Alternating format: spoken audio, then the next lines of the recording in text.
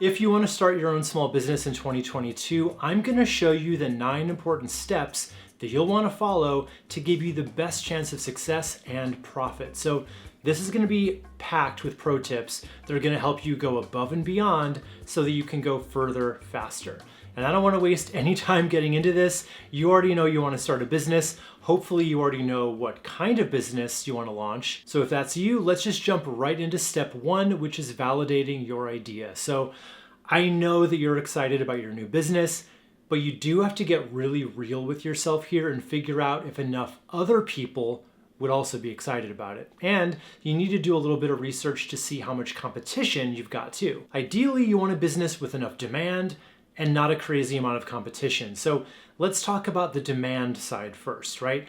One of the easiest ways and the first thing you should try is just to see if your business category already exists in the marketplace, and if so, does it appear to be thriving? Are these businesses getting business? Are they getting reviews? Have they been in business for a while? So if you can't really find a version of what you're planning on doing, that could be a really good or a bad thing, right? On one hand, maybe you've invented a category that's going to be really popular, or maybe it doesn't exist for a good reason. And I've got a few ideas for validating a new idea, right? You could poll your social media followers and just ask them, or you could even run a cheap Facebook ad for this business idea as if it were real, just to see if it gets any click-throughs. Now, if all that checks out and you do see a demand for your business and you have a level of competition that you're comfortable with, it's time to move on to a more fun next step of deciding on the name of your business. So not only should your name be memorable,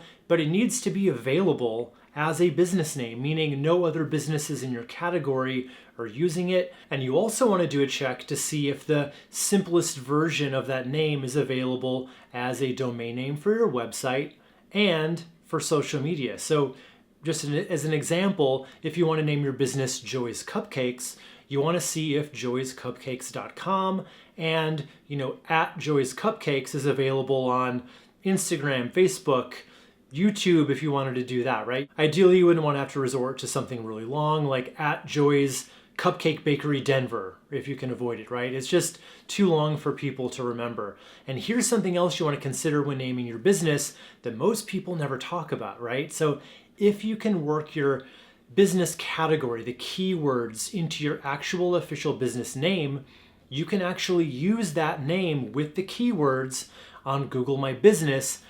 And guess what? Having those keywords in your name is going to help you rank higher in Google searches. More specifically, it's going to help you rank right here in the map listings, which is just a huge boost for any local business. So rather than just going with something nondescript like this listing, Conjure, right? If they simply named themselves Conjure Graphic Design, they would appear much higher here. But if it's not actually part of your official business name, Google doesn't want you to use it here, and you could have your listing removed if you do. So build it in from the start and make it official if you can. Okay, time for step 3, which is to get really clear on your customers and their biggest problems. So before you can go any further, you need to know what problem you're solving for your customers, right? This can be the actual thing that they need you for in the first place.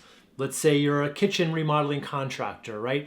Their problem you solve is their current outdated kitchen. Or this could be the problem they'll likely encounter when they work with your competitors, right?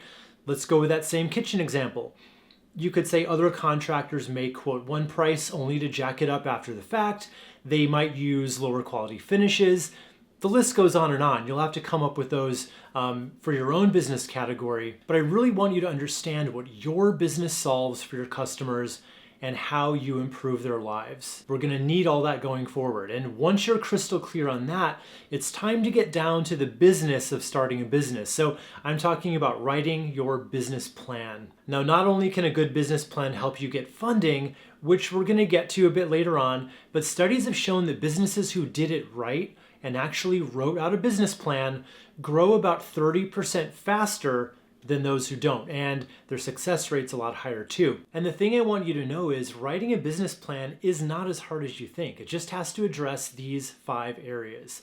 an overview of the business, essentially what do you do or provide, who are your customers, and luckily we've already gotten to the heart of who they are and what they need. How do you make money? In other words, what's the business model? Do you charge hourly or do you have packages, and how much do you charge for all of these things? How will you get your customers? And finally, how do you plan on funding your business? Once you've done your business plan, now you need to decide on how you want to legally structure your business. Will you be a sole proprietor, which is definitely the easiest if you're doing this on your own, but it also opens you up to the most legal risk? Or will you incorporate or form an LLC? There are a ton of considerations here, and I'm definitely no lawyer, so I'm not going to decide this for you. I can, however, say that usually an LLC or an S-Corp is what most small businesses end up going with. And then finally, you need to legally register your business with your state. So you can either do this yourself, usually just by going to your state's Secretary of State website, or you can pay an online service like LegalZoom to handle this one for you. But you definitely don't want to skip this step if you want a business bank account and if you want to actually operate legally as a business. Very important. All right, so depending on what kind of business you're starting, you may need to get some outside funding for it. So let's talk money for a bit. I've definitely got a few tips for you here. First of all, you want to start by getting a business checking account. So when you do that, many banks will actually offer you a business credit card or a business line of credit right then and there. So, however, I'd be very careful about funding your new business on a credit card alone. The interest is just likely way too high to make that a good option, but you still do want a good business credit card for those incidentals and smaller expenses, as well as just to build up your business credit over time. And here's another pro tip for you. So you want to skip the big banks when you open your account, right? Skip Wells Fargo or Bank of America. Instead, you want to go for the more mid-tier banks, right? Think whatever more local regional banks you have in your area, right? I'm in Chicago, so we have things like Fifth Third Bank or BMO Harris. The reason you want to do this is these smaller banks have more money available for small businesses, so you're more likely to get those offers. And then once you've got the money part in process, we can turn to something more fun again, and that's the branding for your business. Now, most people, when they hear the word branding, their minds just jump right to, logos and logo design, but that's really only part of your branding as a business. You need to take all that work you did already in defining what problem you solve for your customers and who your customers are and what sets you apart from your competition, and all that information is going to play a part in your branding, which is essentially, think of it as your business's overall messaging, look, and personality. And I get it, this may sound like a fluffy step that's not really all that important, but this video is all about not just starting a business. This is about starting a business that succeeds, right? And gotta tell you, successful businesses have a point of view and a personality that's reflected in everything that they do, from the tone of the words that they use on their website to the colors they choose, all the way through to their logo. So don't push this aside, but you also don't have to overthink it. Remember, it's okay for your branding to evolve or even completely pivot over time as you grow and you start to reevaluate what's working and what isn't. So just go with your gut here and go with the research you've already done. So personally, what I like to do is I think it's helpful to create a mood board of, adjectives that describe your business's beliefs and personality, along with colors that not only you like, but would be appropriate for your business and would be appealing for your customers. From there, it's time to get your logo. So you can try to do this yourself using an online program like Canva, or you can hire a designer at whatever budget you're really comfortable with. But honestly, you do not need to break the bank here. You don't need to spend thousands on your logo for your business to be successful. But I also wouldn't go with someone who charges, $5 on Fiverr either. You get what you pay for up to a point when it comes to your logo. All right, so now it's time for step 8, which is adding your business to every online business directory you can, including the king of online listings, the one that's gonna help you be found by everyone looking for a business like yours, and that's Google My Business. This is just Google's way of making it super easy on you to, just hand deliver your information straight to them.